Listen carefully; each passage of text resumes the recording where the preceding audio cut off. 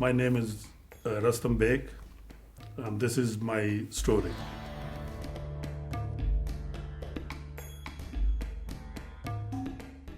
I was born in Lahore, Pakistan, in 1947.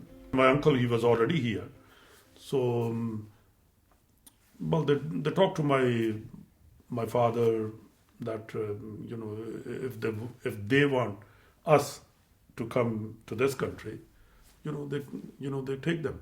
And that time we didn't have any problem, coming to these countries because the British rule they were in India, and I think we have this in our mind or imagination that the Britain as it's like a gold mine, and here the roads were made beautifully, and it's the buildings are the glass buildings and things like that. And we just thought that why not we should go and see it. Only one thing really shocked me, that the girls and the boys, they were holding their hands and they're walking, and that was shocking to me. I did ask, I even today I remember it. I did ask my uncle. I says, the police don't get them. The police just don't see, these boys and girls or women, the men. They were holding each another hand and they were walking, So it was so embarrassing for me because basically I was a bit shy boy, So that was the first impression I got. When I came here, I was hoping that I'm going to go to the school. But my uncle, he took me to the factory, and he asked me, he says, would you like to work here? I says, well, I never spoke, but he said it yes. So he says, okay, you start on Monday. And on the way back, I did ask my uncle, I says, but, am I not going to school? He did say to me, he says, no, I think you can take evening classes, but during the day you have to work, because your parents are in Pakistan and you have to work, to support yourself. Well, see, Southampton, I was working in a factory, and I never liked working because I was more independent in Pakistan. But when I came to when I was working there, it was hurting me, because my hands were getting dirty, and I think from my childhood, I used to keep myself very clean. It's just a habit of it. I'm not showing off, but this is what I was like. So when I started working there, I never liked, because there was a oil were coming from the machines, and there was a ring we were making for the cars, and I worked there about 6-7 months. But I used to write to my parents all the time that I wanted to come back. I don't want to stay here.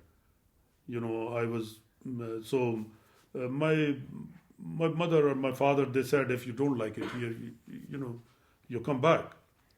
So I did go back, and I stayed there. When I went back to Pakistan, I stayed there for 6-7 months, and I didn't want it to come back.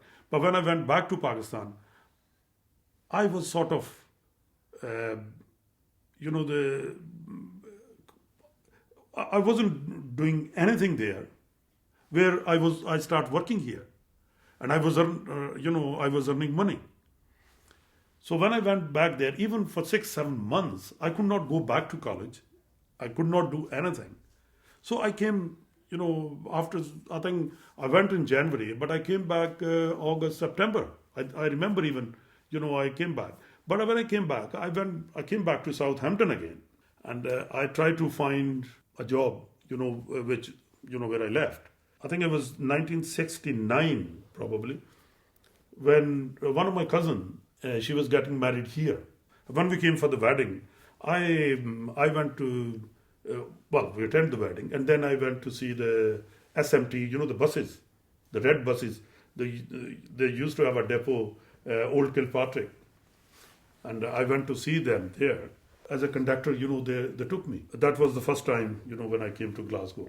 And I got the job, 1970. I went back to Southampton. And then I applied the job there on the buses, where I got it. I was very happy that I did get the job on the buses, where I was a conductor. That time, I sat for the car driving test, and I passed. But when I passed, I applied for the driving on the buses. And Len Penter, he was my instructor. So I passed the test. And I became a driver. That was a big achievement that time. Then I was a driver, bus driver. Naturally, every Asians, they went for the corner shops. So we got a shop in Gorbals.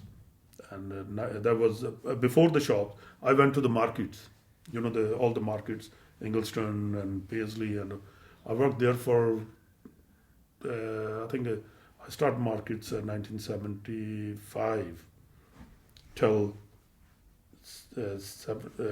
79. And then we got the shop in 80s. I got the shop. I went to Pakistan. When I came back, we got the shop. And for 3 years I was in the shop, grocery shop. And then we opened the cash and carry. It used to be Clyde Fashion, it called. And very successful. It went very highly, when we opened it, when we started it. And with, of course, help, we were three partners, and we started, and, this is where it took off. The house we were living in, our next door, because I was living at Paisley Road 12 that time, and our flat next door, they, when we were cooking, and one day, we got a police on our door, says, you are, this lady, next door, she can't stand the smell of curries. And I said, well, but the one of the policemen, he was quite happy. He says, oh, I love it. But the other one says, no, I don't. But they never said anything to me. But they did say that when you're making curry, would you please do us a favor? Leave the window open so the smell of curry goes out. Because this woman next door, she's complaining. But after, I think, a few months, that woman, she was offering us money, to make curries for them. It's changed so much. We came to this country with empty hands, empty pockets. We work hard here. And I think if they work hard, they can achieve, what we've been missing. They can achieve that. Because we all, I think, one thing, they should always have a high aim, I would say, And another thing, I think they should respect their old elders. That's the main thing. They should give them a regard. They should help them, because when they get old, because even though I've been living in this country for so many years, but I still have Asian culture in my mind, which even if I wanted to forget, I can't do that.